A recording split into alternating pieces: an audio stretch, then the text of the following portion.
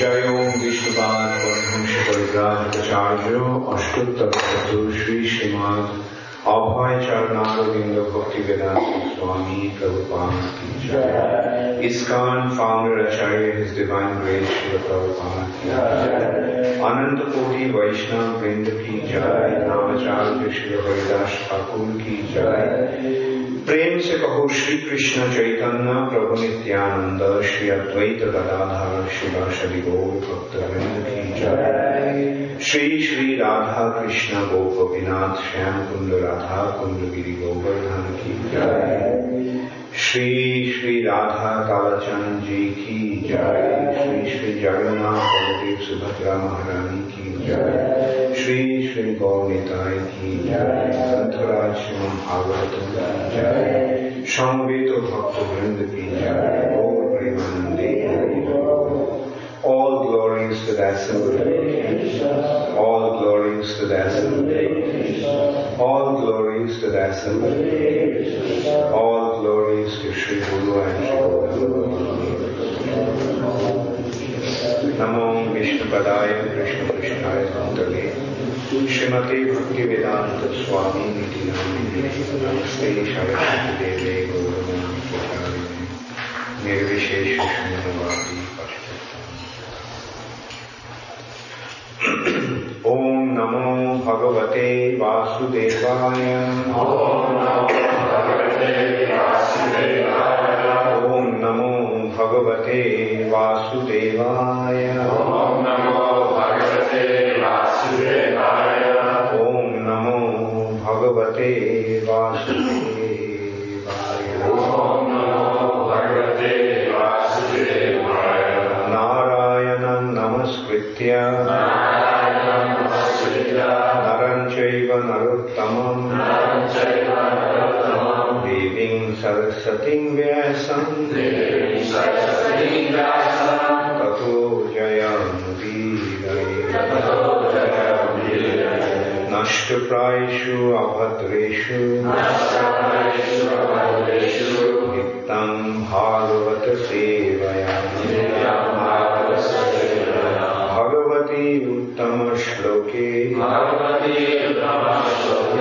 Bhakti Bhavati Nishtiki.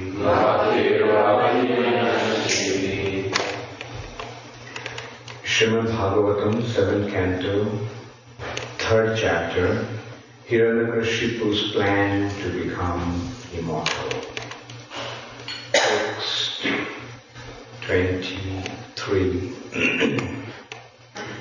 Saha tat kichaka valmika saha ojo valanditaha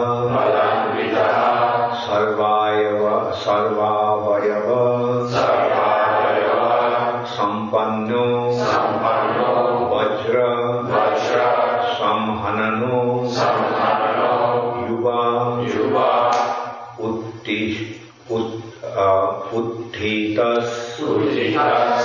uthitas tapta hemabho vibhavashur ivaidhasa.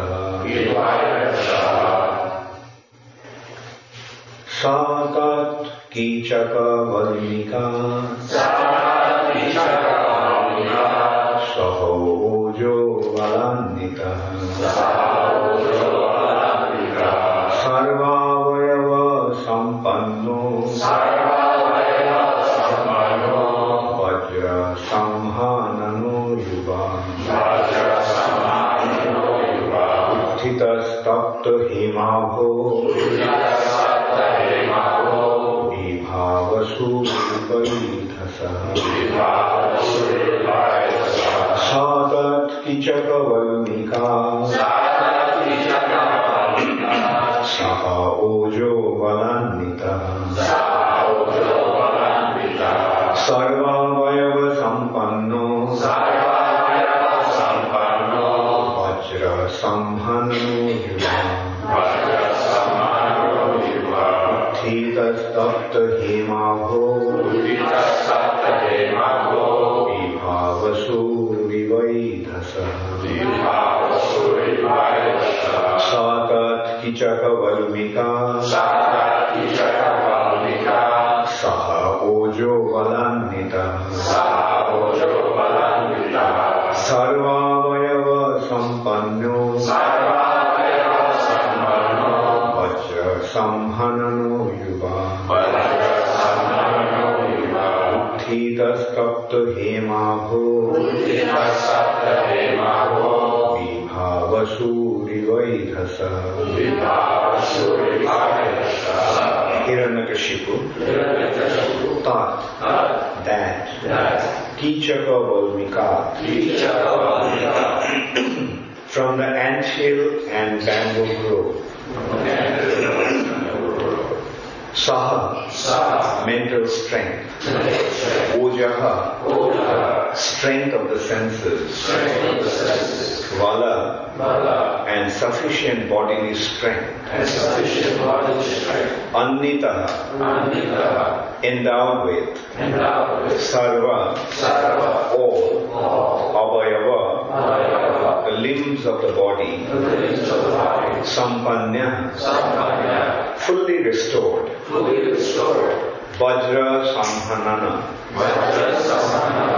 having a body as strong as a thunderbolt. Yuva, young. Uttitaha, arisen. Tapta hema apha, whose bodily luster became like molten gold. Vibhavashu, fire. Eva, light. Edhasaha, from the fuel wood. Translation by His Divine Grace Srila Prabhupada.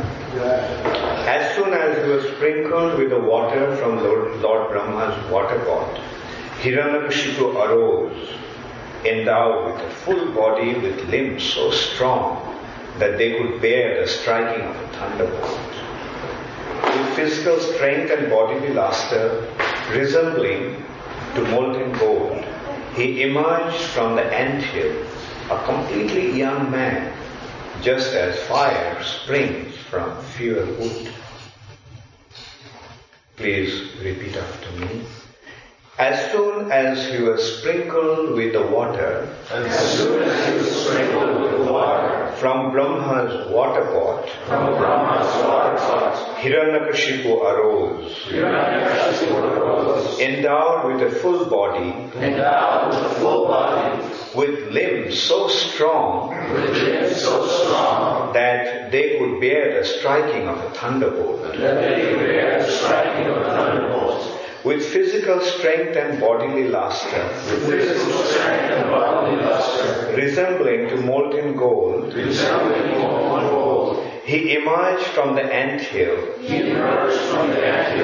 a completely young man, just as fire springs from fuel wood.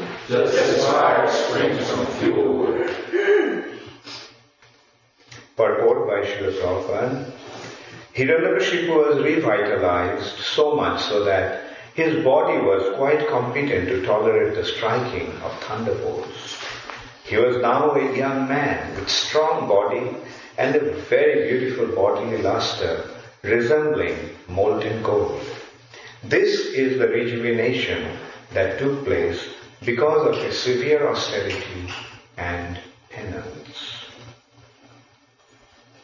Om Ajnanatimirandhasya Jnananjana Shalakaya Chakshurunmilitam Jena Tasmai Shri Gurave Namaha Shri Chaitanya Manohishtam Sthapitam Jena Bhutale Swayam Rupa Kadamayham Dadati Swapadantikam Bandeham Shri Guru Shri Jutapadakamalam Shri Gurun Vaishnavanscha Shri Rupam Sagrajatam Sahagana Raghunathanvitam Tvam Sajivam Sadvaitam Savadhutam Parijana Sahitam Krishnam Chaitanya Devam Shri Radha Krishna Padam Sahagana Lalita Shri Vishakhanitanscha He Krishna Karuna Sindho Dina Bandho Jagatpate Gopesha Gopika Kanta Radha Kanta Namostute Tapto Kanchana Gaurangi Radhe Vrindavaneshwari Vrishabhanusute Devi Pranamami Haripriye Vancha kalpatarubhascha kripa sindhu bhaivacha patitanam pavanebhyo vaishnavibhyo namo namaha Shri Krishna Chaitanya Prabhu Nityananda Shri Advaita Gadadhar Shivasadi Gaura Bhakta Hare Krishna, Krishna Krishna, Hare Hare, Hare Ram, Ram Ram.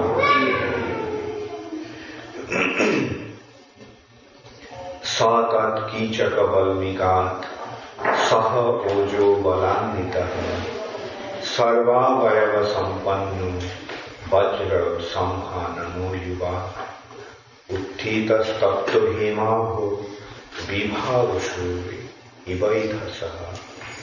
As soon as he was sprinkled with the water from Lord Brahma's waterpot, Hiranyakasipu arose, endowed with a full body with limbs so strong that they could bear the striking of a thunderbolt. With physical strength and a bodily luster resembling molten gold, he emerged from the anthill a completely young man, just as fire springs from fuel wood.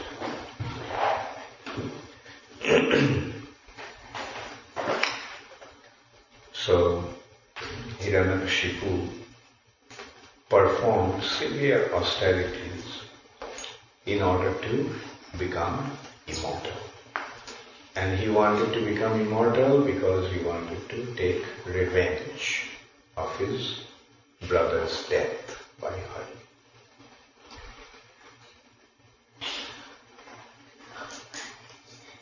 In next verse we will see that Hiranyakasipu was quite a respectful person.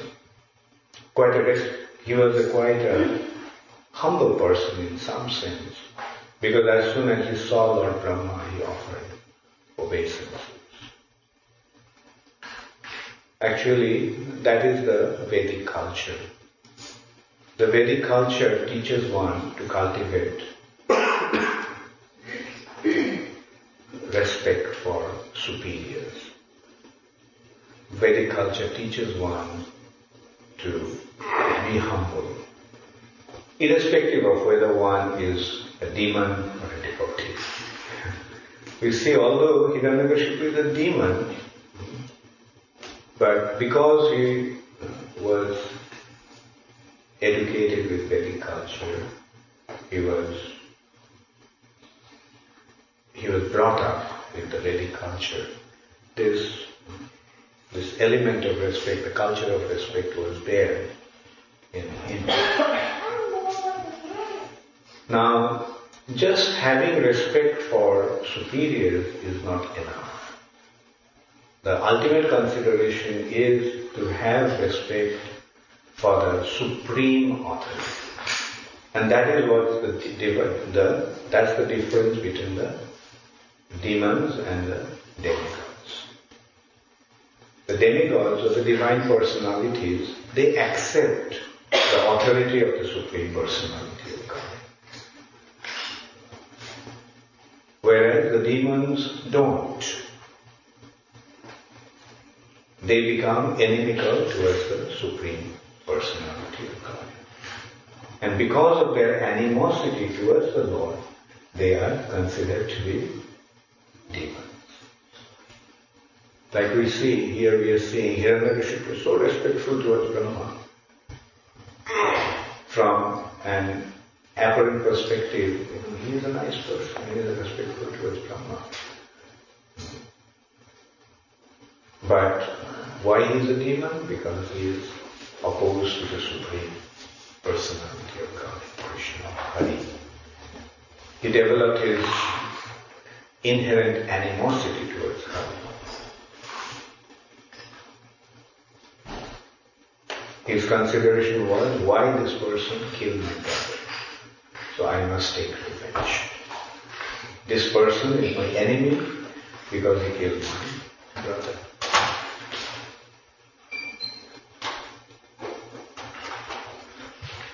There are many other examples that we will find that Ravan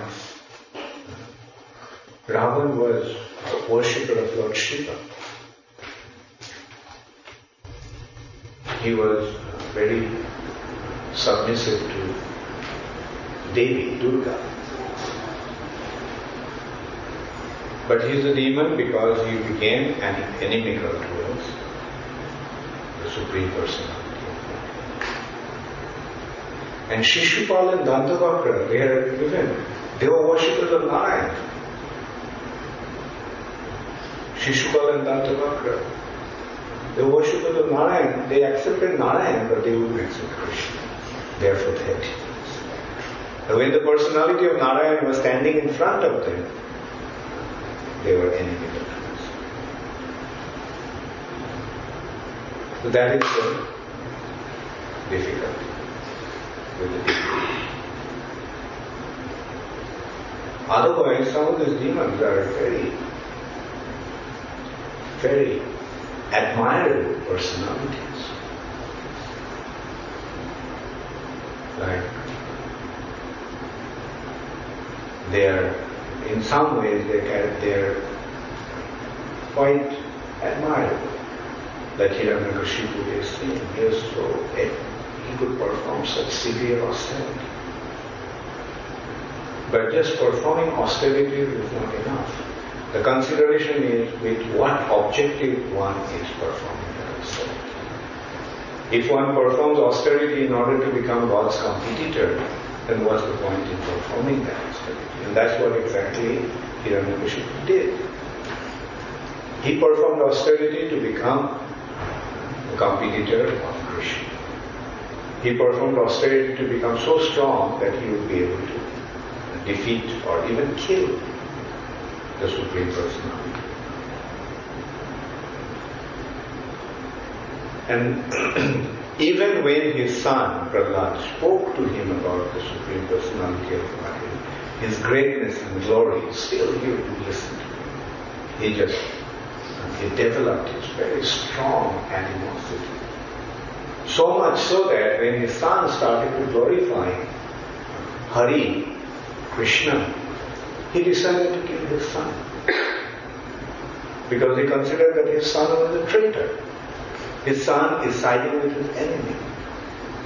So a traitor has to be killed.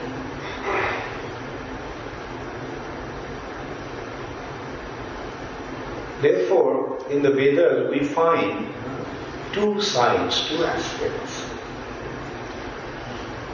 One is the aspect of goodness, and the other is the aspect of absolute goodness. Ultimately, these are the two considerations. The goodness can become a material. Goodness is a material consideration.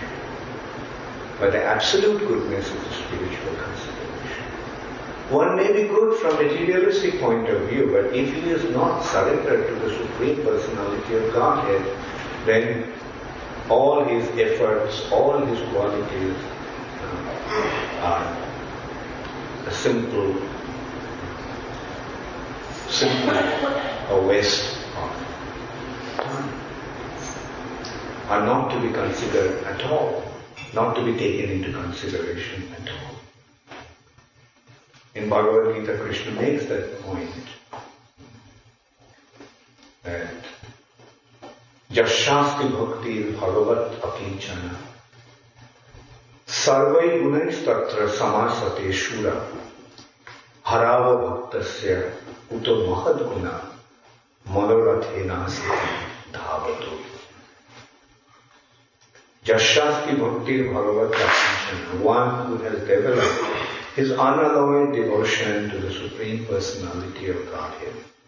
Sarvai Gunais Tatra Samasate Sura. In his personality, all the divine qualities become manifest. All divine qualities become manifest. Whereas, Harava Bhaktasya Kuto Mahadguna.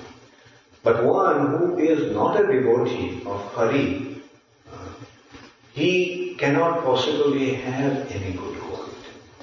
Even though he may be endowed with apparently wonderful qualities, Mahadguna, but it's simply not to be taken into consideration at all. They don't have any objective, they don't have any significance.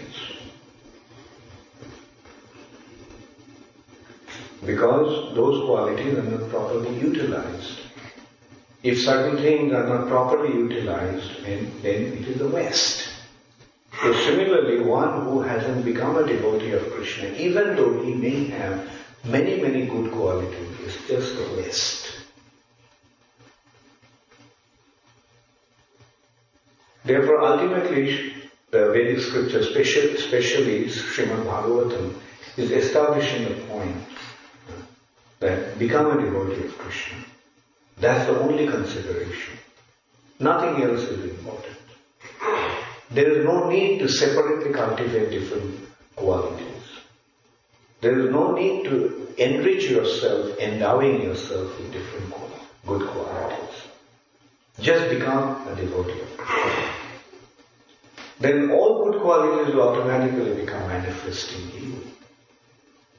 On the other hand, if you may have many good qualities, but if you don't become a devotee of Krishna, those qualities are of no consequence whatsoever. This is a simple conclusion of the Srimad Bhagavatam. That means this is the simple conclusion of the entire Vedas.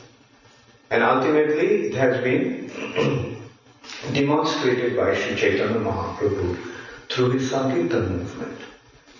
Sankirtan means just use everything in the service of Krishna. Use everything in glorifying Krishna. And if you do that, then they will be perfectly utilized. Their application then is perfect. Whatever you have, just use it in Krishna's service. Whatever qualities you have, just use it in Krishna's service. You don't have to worry about anything else. Just engage engage yourself and engage everything that is with you in the service of Krishna, in glorifying Krishna.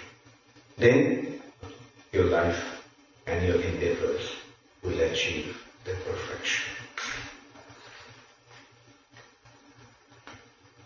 Actually, the Sankirtan movement is a wonderful gift of Sri Chaitanya Mahaprabhu. The wonderful aspect of Sankirtan movement is that we don't have to change our situation. Sthane sthitva shruti gatam tanuvan manod. Wherever we are situated, we can be situated there. But we can render service to Krishna and glorifying His activities and glorifying His holy name. Very simple business. We don't have to go to the forest, we don't have to go to the mountain caves, we don't have to go to India even. We can stay wherever we are. We don't even have to change our situation.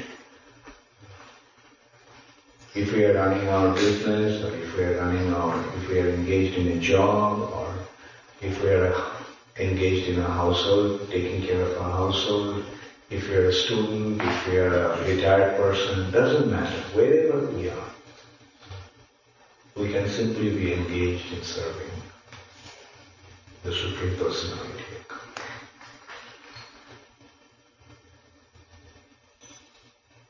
And we don't even have to get something that we do not have in order to be engaged in Sankirtan.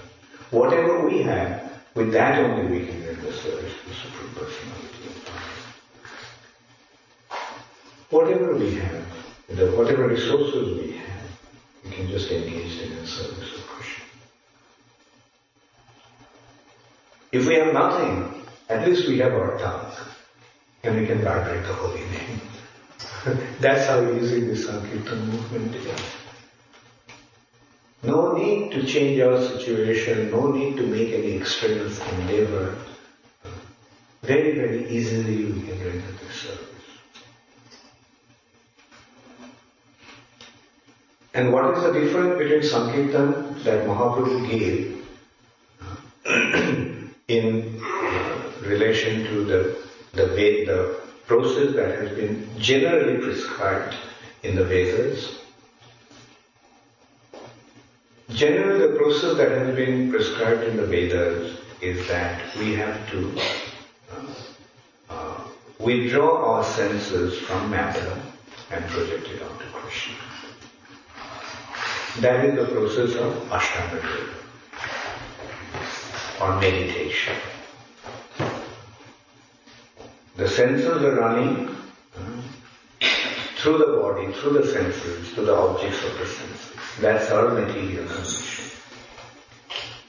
Our materialistic way of life, or our materialistic condition in this material nature is that our senses are projected through our consciousness is projected through our senses to the objects of the senses. Dhayate vishayan pumsha. Our senses are running towards the vishaya, the objects of the senses. Now, generally, the purpose or the objective is to withdraw the senses. Ashtanga Yoga, the fifth stage of this eightfold yoga system, is called, the fifth stage is called pratyahara, or withdrawal. Withdrawing the senses from the objects of the senses. And then comes dhyan, or projection, or meditation. Meditation means projecting the senses onto the Supreme Personality of Godhead who is situated in the heart. He is in our heart, he is also in the spiritual sky. So when we project our consciousness onto him, in our heart, it is actually projected away from the material nature and onto the spiritual reality. But the process that Sri Chaitanya Mahaprabhu gave, the Sankirtan, that does not require that.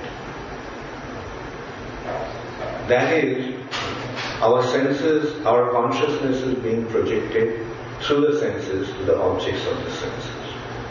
Now the Sankirtan movement is that applying those objects of the senses in glorifying the Supreme Personality of God.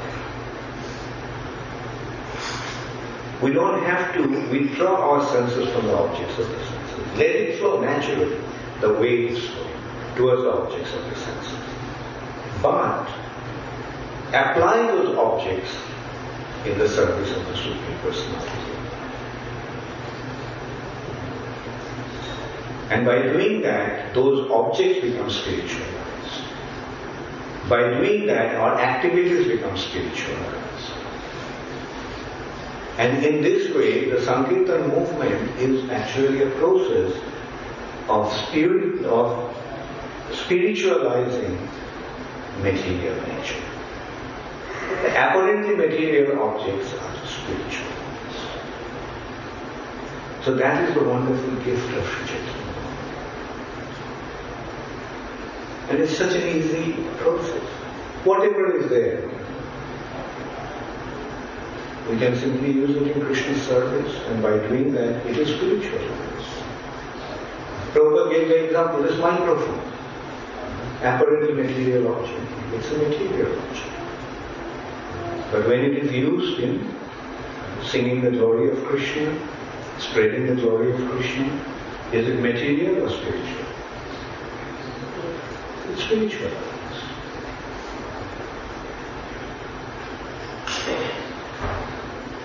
We have computers. I think everybody has a computer. An apparently very gross material object. But when it is used in Krishna's service, this is a material computer, a spiritual computer. The computer is spiritualized. Our vehicles are spiritualized. A printing press, by printing the books of Srila Prabhupada, spiritualized. Papers are spiritualized by being used in printing Srila Prabhupada's books. Money is spiritualized, which is collected from distributing the books, or when the Lakshmi, then it is not money, it's Lakshmi. Spiritualized. So in this way, Mahaprabhu has brought the most wonderful benediction to this age of Kali, to the most fallen living entities in this age, to spiritualize everything through their very simple activities. But what makes that all the difference? What makes the difference is the application. What makes the difference is consciousness. It's applied in the service of Krishna. And in this way we are becoming Krishna conscious. We do not have to sit down in meditation and focus our mind onto Krishna. If we can do that, it's very good, but it's not easy in this age. Our mind is so scattered. Our brain is so weak. So we don't really have that ability to focus the mind onto one object and let it not deviate from that object. It needs a very strong personality with a very strong will. Now we do not actually have that kind of strength in this age. Therefore, a very simple process has been given. Wherever we are, it doesn't matter whether we are a full-time devotee in the temple or whether we are householders at home. It doesn't matter whether we are full-time devotees or congregation devotees. It doesn't matter whether we are old or young. It doesn't matter whether we are men or women. Everyone has that ability to become engaged in the Sankirtan movement of Sri Chaitanya Mahaprabhu in the most wonderful way.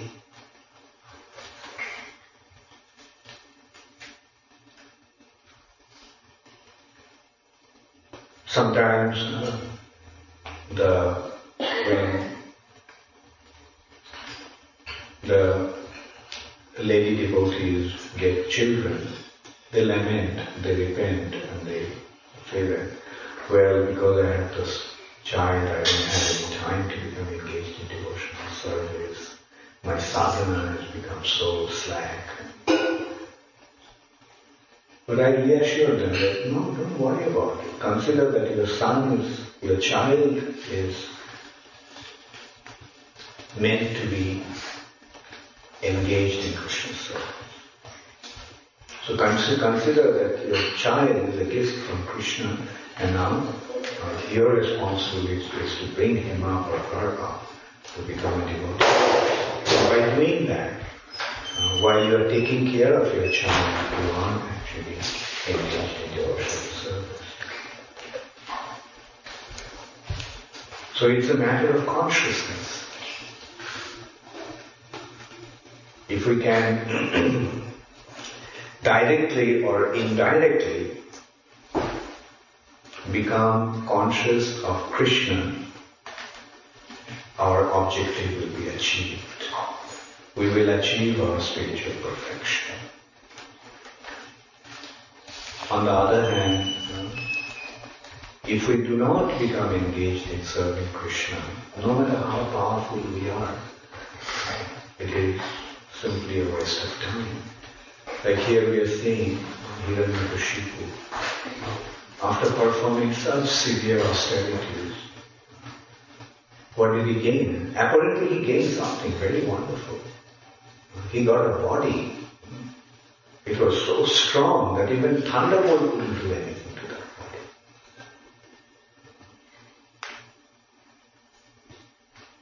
A thunderbolt, if he was struck by a thunderbolt, he would feel as if somebody threw a flower at him.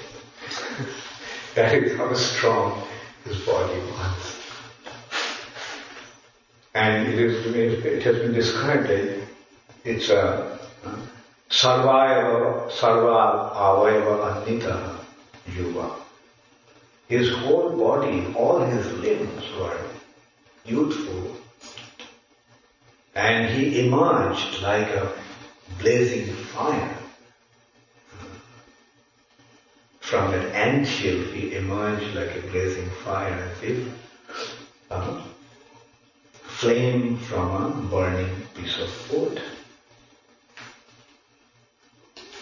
So we can see how handsome he must have been. His body was glowing. He was youthful. All his limbs were perfectly shaped and so strong that even thunderbolt couldn't do anything to him. So apparently it was a wonderful achievement. And then afterwards we will see what he achieved. He became practically immortal because of his austerity. But just one defect in him ruined him completely. That he became inimical towards the Supreme Personality of Godhead. Therefore look at, how do people look at him today? I mean, Hiranyakasipu, just the name gives you the impression of the most ugly person, the most despisable person, the most abominable person. Isn't it?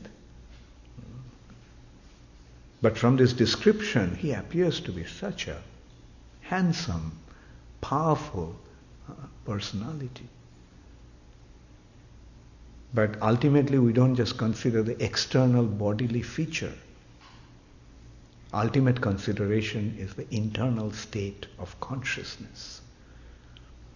If the internal state of consciousness is imperfect, then the external bodily consideration is of no consequences at all. On the other hand, somebody may not be that attractive, may not be handsome, or maybe quite ugly to look at. But if he is a devotee of the Lord, then the whole world will worship him. The whole world will worship him. And the whole world, and not only those who are seeing him, even in posterity, in future, people will consider him to be the most beautiful person. So where does the real beauty lie? The real beauty actually lies in our attachment to Krishna. And it is not only a kind of a conceptual thing, or it not only just some sort of mental projection of thinking about somebody in that way. No, the personality that person looks like that.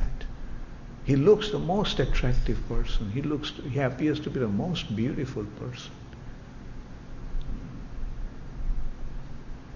And of course it carries our mental images, like how many of you read Mahabharata? Please raise your hands. Okay. In Mahabharata, when you see Karna, how do you see him? Does he appear to be a very handsome person in your mind? On the other hand, when you think of Arjuna, how do you see him? The epitome of all beauty, isn't it?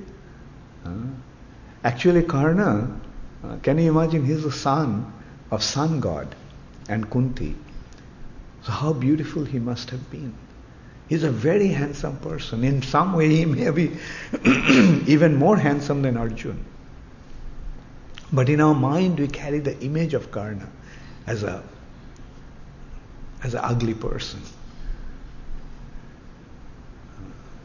So this is how the impressions appear in our consciousness, not in mind, but in our consciousness. So, yes, everybody wants to be beautiful. So how to become beautiful? By becoming a devotee. Nobody wants to become ugly. How to prevent from becoming ugly? Don't become demoniac. So if we don't become demoniac but become a devotee, we'll become the most beautiful creatures in this creation. The physical beauty is only temporary. The person who is very beautiful today, tomorrow that person may become very ugly. It happens. I know somebody who was a very famous movie star even about 40 years back. But when she became old, because she lost her physical beauty, she stopped meeting people. She doesn't meet anybody. She just locked herself up in her room never comes out. Because she is embarrassed, she is ashamed to present herself in that way. She wanted to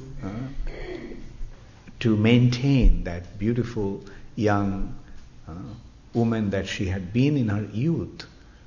But material nature is different. In some way, material nature is very cruel. Takes away everything from us. Takes away our youth, takes away our beauty, takes away our vitality. And finally takes away everything from us. Our body, our possessions, our relations, everything is taken away from us. Now we have to learn to deal with that reality of the material nature. Now how do we deal with that? The best way to deal with that is by spiritualizing ourselves. Let us not dwell in our bodies. Let us dwell in our spiritual identity. Let us situate ourselves in our spiritual identity. And is it difficult? No. It's very easy. Just become submissive to Krishna. Just become surrendered to Krishna. Become his humble servant. And it will be achieved. It's as simple as that. The moment we surrender to Krishna, we are spiritualized. The moment we sincerely pray to Krishna, Krishna, please allow me to serve you. Please, Krishna, allow me to surrender myself to you. Please, Krishna, allow me to love you. This simple prayer will immediately situate us in our spiritual identity. And Prabhupada said, from then onwards, we don't have to worry about ourselves. It's Krishna's responsibility. The moment we surrender ourselves to Krishna, then Krishna says, okay, fine, from now on, I'll be responsible for you. But that surrender has to be sincere.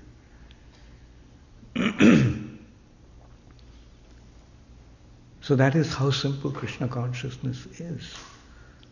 And that is the gift of Sri Chaitanya Mahaprabhu for us, the degraded living entities in this age of Kali, who are completely submerged in an ocean of sinful activities. But we have such a wonderful hope. And this hope will take us to the topmost region of the spiritual sky. And we should not have any doubt about that.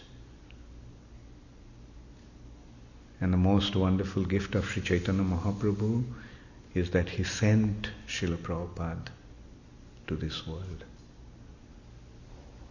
And the most wonderful gift of Srila Prabhupada is the institution that he has given us, the International Society for Krishna Consciousness, a spiritual family, a spiritual home, a spiritual shelter, and a spiritual institution for all of us, where we can cultivate our Krishna consciousness, where you can be indoctrinated with our Krishna consciousness, cultivate our Krishna consciousness, maintain our Krishna consciousness, and protect our Krishna consciousness.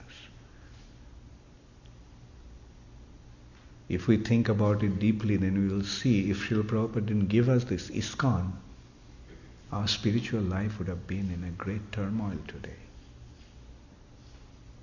But because of this wonderful institution that Srila Prabhupada gave, our spiritual life is so wonderfully protected. And this institution will continue to expand Srila Prabhupada's mission. And eventually it is through this institution of ISKCON that Krishna consciousness will be established in every town and village all over the world. Mahaprabhu's words are not going to go in vain. When Mahaprabhu said so emphatically, every town and village in this planet, in this earth planet, Prithibite ache joto nagoradi gram. When Mahaprabhu had been so emphatic about that point, every town and village, it's going to happen in every town and village. To us it may appear to be impossible, but for Chaitanya Mahaprabhu, the Supreme Personality of Godhead, nothing is impossible. It will happen. And that's why he sent Srila Prabhupada, and that's why Srila Prabhupada created this institution, and that's why Srila Prabhupada was so emphatic about the integrity of that institution, the welfare of that institution. And that's why Srila Prabhupada was so emphatic about his position in the institution as the founder Acharya. Because for the successful integration of this institution, Prabhupada's position is of absolute importance. And for the maintenance of this institution, Prabhupada suggested that we collectively serve his mission. Prabhupada so emphatically pointed out, your love for me will be shown by how you cooperate with each other. This cooperation is absolutely essential for the successful expansion of this mission through this institution. Now let us all try to become engaged in Srila Prabhupada's wonderful mission, and if we do become a perfect instrument in his hands, then Chaitanya Mahaprabhu will use us in fulfilling his mission. Thank you very much. All glories to Srila Prabhupada. Gaur Premanande Hari. Does anybody have any question or comment? Yes, Narottam Prabhu. I have a comment. I'm very happy to see you. When I came, I asked, where is Narottam Prabhu? And they told me that you were in India. I'll come. Hare Krishna. Thank you very much. I wanted to ask this question. When we're working with people of other religious faiths, Christians, Jews, Muslims, Hindus even, we find that they're sincere. They're working very hard, they're working collectively, and many times they're very sensitive and very educated also, PhDs and so on and so forth. And now also at a deeper study we may say, well, they need, or they're doing this, or they're doing that, you see. At the same time, when we look at ourselves, we may say, well, devotees are doing this, devotees are doing that, I'm doing this, I'm doing that. So it seems as people in religious practice, we're pretty much the same. We have sincerity, we have achievers, we have educated people, and other traditions. So how are we to encourage or integrate our teachings and be able to work collectively? Because here we're saying Sankirtan movement, Lord Chaitanya. Others are saying, no, Jesus Christ. This, you see. So I find sometimes there's a difficulty in developing a meaningful relationship with people of other traditions, and at the same time not offending them and trying to work together. I'm a little confused at sometimes. I wanted to ask your insight. Well, in the ultimate issue, there's only one religion, right? So we have to see the similarity instead of differences when we are dealing with other religions. At least we should try to do that for the sake of successful propagation of the mission. Say when Jesus came and spoke about God the Father And if he is the supreme God the Father, how many God the Fathers are there? There's only one Supreme Father. Well, there's only one Supreme Personality of Godhead. When Muhammad is speaking about Allah, the Supreme One, then who is that? The only thing is, the concept of that Supreme hasn't been so clearly established in their religions, in their teachings. That is what is causing the problem. Jesus clearly said that I have much more to say, but you are not ready for that. Muhammad, because the kind of people that he was dealing with, just consider, like what kind of people he was dealing with in the middle of Arabian desert 1,000 years ago. What kind of people were they? Do you think they're the intellectual Harvard graduates from United States of America? No. They were kind of semi-animalistic barbarians. So how much could he tell them about God? So he just said that, just surrender unto that one who is the Supreme. So the problem is actually the lack of information about the Supreme. The acceptance of the Supreme is there, but because the clear indications of the Supreme was not there, that's why there is this disparity and differences.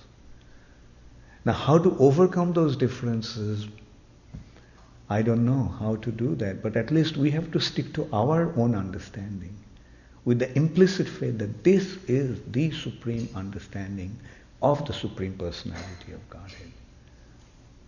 And we are open. If you have any more information about God, please come and give it to us. I'll accept it.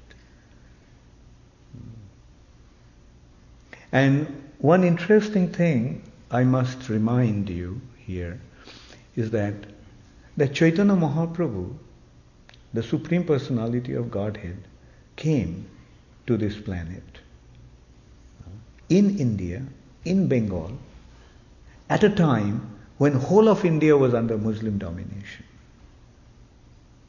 Why Mahaprabhu appeared at a time like that, when the followers of the Vedic cultures were brutally persecuted? Why did he appear at a time like that? To me at least it's a mystery. But I'm sure in due course of time that mystery will unfold. And then the other thing is, Chaitanya Mahaprabhu came to distribute the holy name. And he made Haridas Thakur, who was born in a Muslim family, the Acharya of that holy name. So why? That mystery again will unfold in due course of time in future.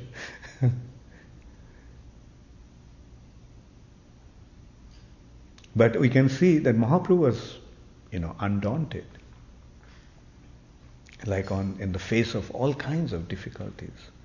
When Kaji tried to stop the Sankirtan movement, Mahaprabhu's response was, who dares to stop Krishna Sankirtan, the chanting of the glory of the Lord? Let's go and see who has that power to stop me. So that should be our spirit. We are serving the Supreme Personality of Godhead. And we are not going to be dissuaded by any opposition, no matter how colossal it may appear to be.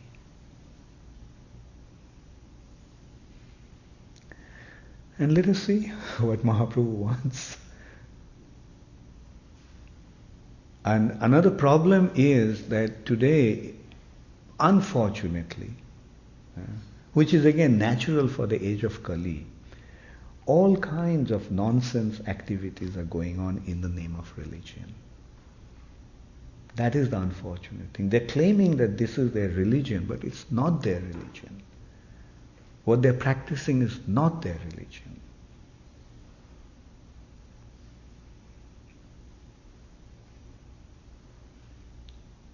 like what is going on in the name of Islam, will any sane man approve of it? Nobody will approve of it. Because how can it be accepted that in the name of religion you can kill innocent women and children?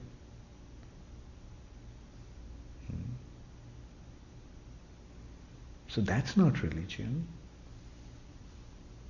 But that's what is happening. That has become their religion. Our enemy doesn't matter whether women or children, because they're the offsprings of our enemy, they should be killed. Is this human? No.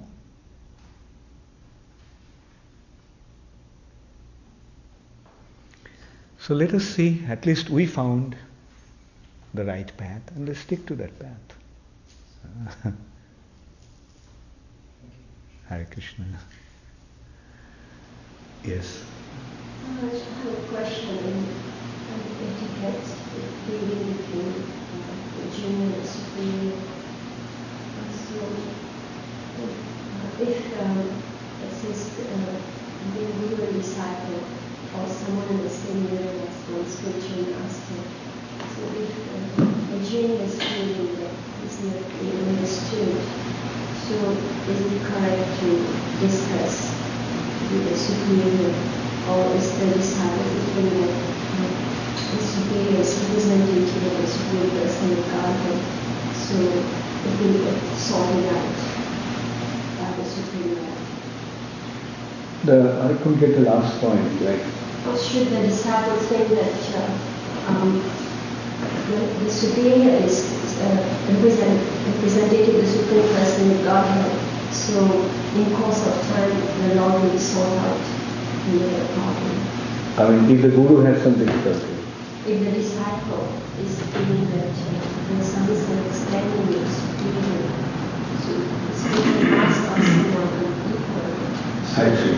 So should the disciple speak about it, or should we just think that the supreme law will sort it out? Maharaj, you might repeat the question because people on the internet will not have heard the question. Oh, so what to do? What do you just repeat it yourself? Yeah. Okay. So let me see if I got it right. You are saying that if a disciple has some difficulty with his spiritual master, should he just depend upon Krishna or try to sort it out by some other means? It will depend upon the advancement of the disciple, the consciousness of the disciple. If the disciple is truly submissive, then the disciple will leave it up to Krishna. And he or she will maintain a submissive attitude. That I have accepted my spiritual master, and as long as he is in good standing, as long as he is representing Krishna, as long as he is serving Krishna, as long as he is a good devotee, let me remain submissive to him, even though our relationship may have been strained in some way. I don't understand, but my business is to remain submissive. So that will be the ideal situation provided the disciple is very, very submissive. But if he or she is not that submissive, then yes, he can take the help of other devotees to help develop the relationship or sort out the relationship. And personally I will say that since we have, a family, ISKCON family, with so many relationships, and if there is some difficulty with the spiritual master, then the disciple should take the help of other senior members of the family to sort out the difficulty. Like in a family, if the child has some problem with the father, if the son has a problem with the father, then he goes to the uncles. And the uncles, sort of mediate and sort it out. So that is one wonderful advantage we have in ISKCON. We have so many other relationships, and those relationships do help us. And also, in this age of Kali, our situation is not really very, very advanced, at least in most cases. So to artificially try to maintain a submissive attitude may not work. Because it's artificial, it's not natural. And not only with the spiritual master, if there's any difficulty in any relationship, we should try to immediately patch it up. And if we have to take the help of others, let's take the help of others. Does it answer your question? So like, when we're communicating with the superior, then when we're communicating with the superior, then what should be the attitude of the disciple who's going to become too respectful and allow for the superior? So how should we view? Yeah, you see, the formality of relationships are there. The standard is there, the etiquette is there. But ultimately, it is a matter of relationship. Like in a family, those etiquettes do not become so important. Right? Say, for example, it is advised that the junior should offer respect to the senior as soon as he sees him. He should offer obeisances. Right? But in a family, you don't offer obeisances to your father every day. Right? But the father doesn't mind that. It's because the relationship, that relationship, the depth of the relationship, the intensity of the relationship actually obviates all these needs of etiquettes. There is a matter of relationship, love. And there is no such formality. So the ultimate consideration is actually beyond these formalities, but develop a loving relationship with other devotees in our movement.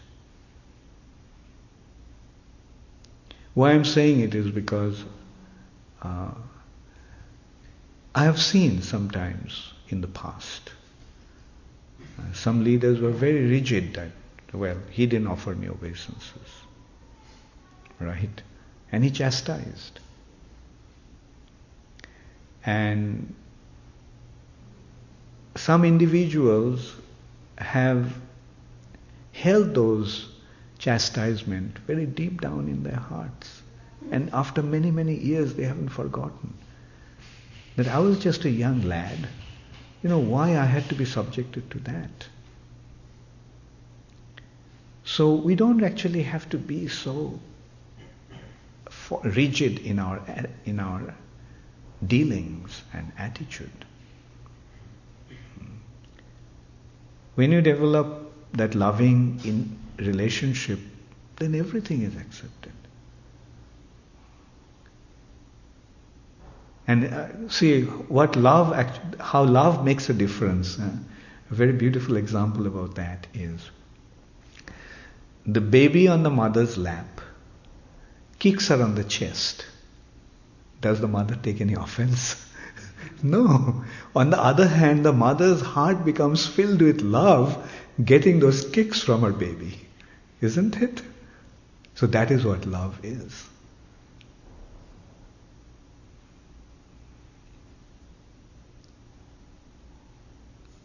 And about your previous question, I'll just also wanted to add that I have seen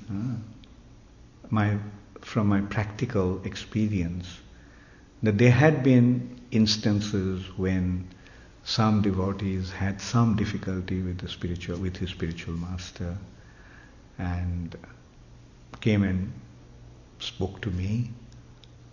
Then I spoke to his spiritual master and everything been so easily sorted out, Like this kind of mediation sometimes, because maybe the spiritual master was heavy with the disciple, and the disciple also felt was harboring some very, very strong feelings. But like when somebody mediates, then like it becomes so easy to sort out. Therefore, whenever there is a need, we must take help, and that is the advantage of being in a family. That's the advantage of being in ISKCON.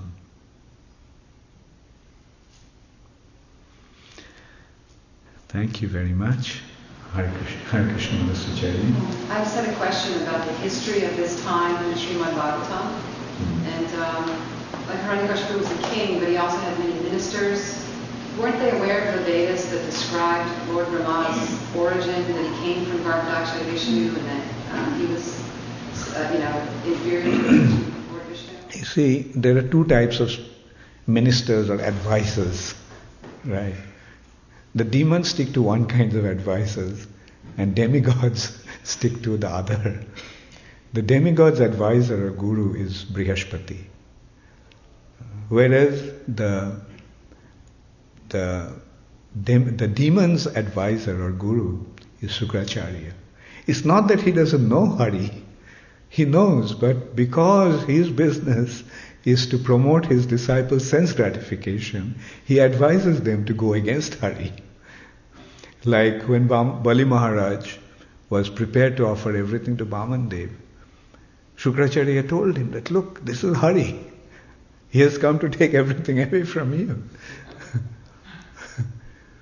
Because he's a demoniac, the guru of the demons, he is not demoniac as such, Shukracharya. But because he's the demon of the guru of the demons, he gives certain set of advice to his disciples. But the disciple, in his right senses, should take the right advice and stick to the lotus feet of Hari.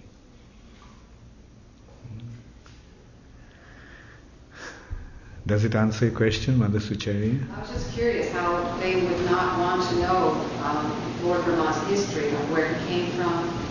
And they were just like, they were blind followers of their guru, basically.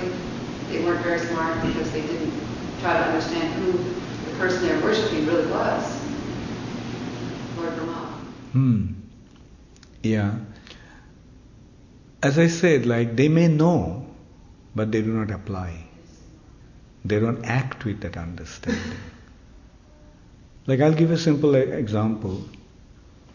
So many devotees served in ISKCON for so many years, read Prabhupada's books, got all the informations, and still why did they leave the movement and went back to the materialistic way of life? That means those informations did not sink deep down. They did not accept those instructions wholeheartedly. They considered enjoying material nature is more important than being surrendered to Krishna.